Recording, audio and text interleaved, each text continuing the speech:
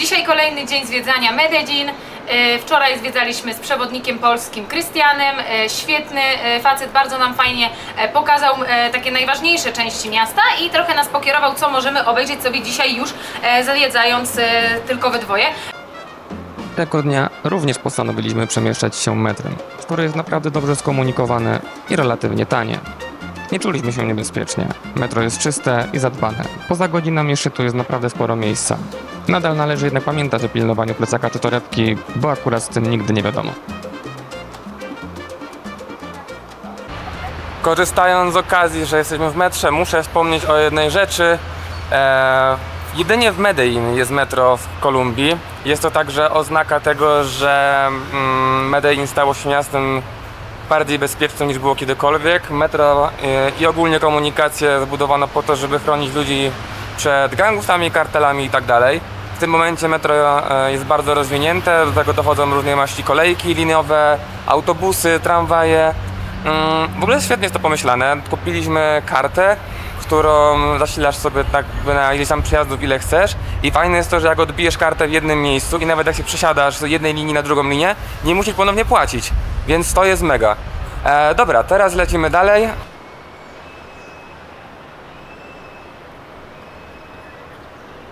Znajdujemy się w ogrodzie botanicznym w Medellin. Według informacji, jakie tutaj są podane, jest 28 000 różnych gatunków roślin w Kolumbii, z czego w tym regionie Antioquii jest 11 000, czyli całkiem sporo. No, wygląda to przecudnie, są przeróżne rodzaje palm, jakichś drzew. Idziemy zobaczyć, mam nadzieję, że będą jeszcze jakieś informacje dokładnie, co tu się znajduje, jakie drzewka, jakie rośliny. Słychać też dużo ptaszków, jest pięknie.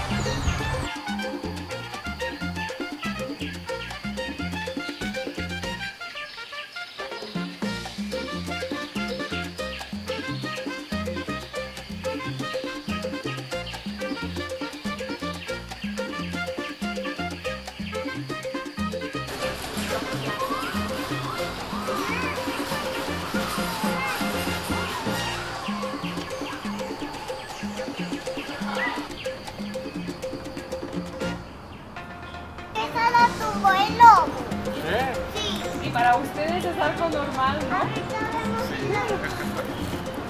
Z ogrodu botanicznego przenieśliśmy się ponownie do centrum historycznego Medellin. Chcieliśmy jeszcze raz poczuć tętniące życiem centrum miasta. Mało tutaj nagrałem z dwóch powodów. Pierwszy. Byliśmy dokładnie w tym samym miejscu dzień wcześniej z Krystianem. Drugi. Nie czułem się do końca bezpiecznie trzymając kamerę w dłoni w tak licznym tłumie. Poza turystami i sprzedawcami kręciło się dużo bezdomnych i pań lekkich obyczajów. Ja nie chciałem stracić kamery drugiego dnia pobytu. Kolejny punkt na naszej mapie. Byliśmy chwilę odpocząć w hotelu, bo nas słońce za bardzo przygrzało. Już jest tak po 16. Grzeje dalej, ale dalej jest ciężko, szczerze mówiąc.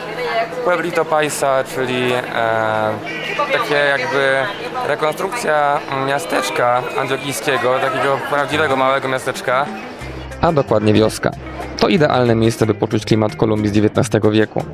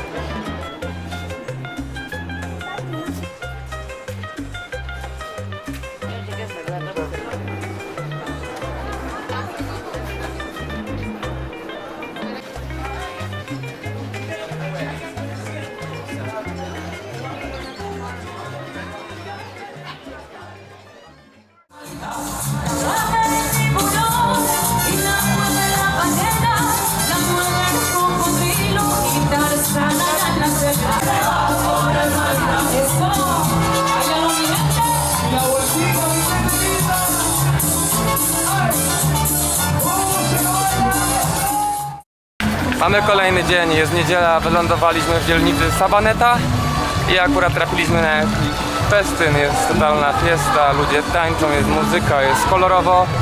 Fajna dzielnica, jesteśmy w parku głównym Sabanety i podziwiamy, jak to wszystko tutaj wygląda. No totalnie inny świat niż Europa, totalnie.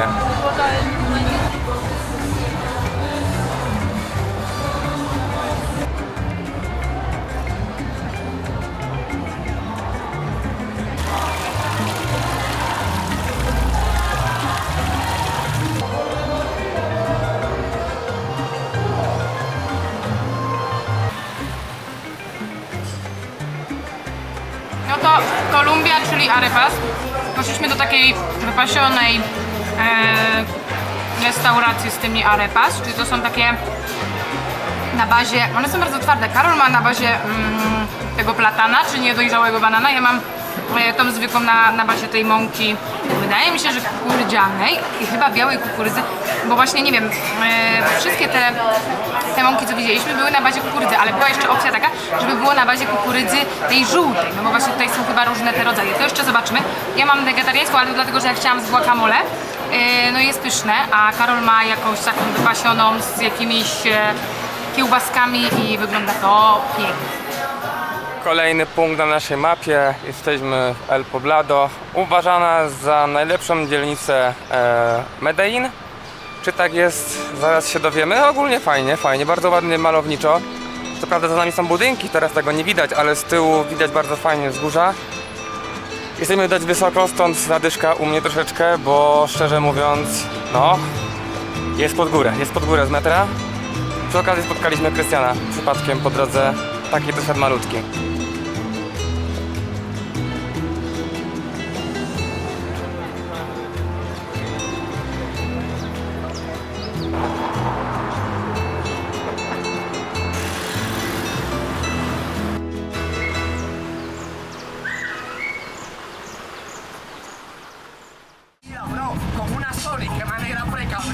Przyszedł czas na zmianę klimatu i na prawdziwą przygodę, po którą przyjechaliśmy. Podróż autobusem trwała 5 godzin i była dość interesującym przeżyciem. Po drodze do autobusu wsiadali ludzie, którzy oferowali sprzedaż przekąsek, czy artyści starający się zabawić podróżników, a także opowiedzieć im swoją historię. Historię nie do końca ciekawą. To zwykle Wenezuelczycy, którzy ze względu na brak papierów i tym samym pozwoleniem na pracę muszą sobie jakoś radzić, aby przeżyć nie tylko sami, ale z całymi rodzinami. Następnie udaliśmy się tuk-tukiem prawie bezpośrednio do naszego miejsca docelowego. Prawie.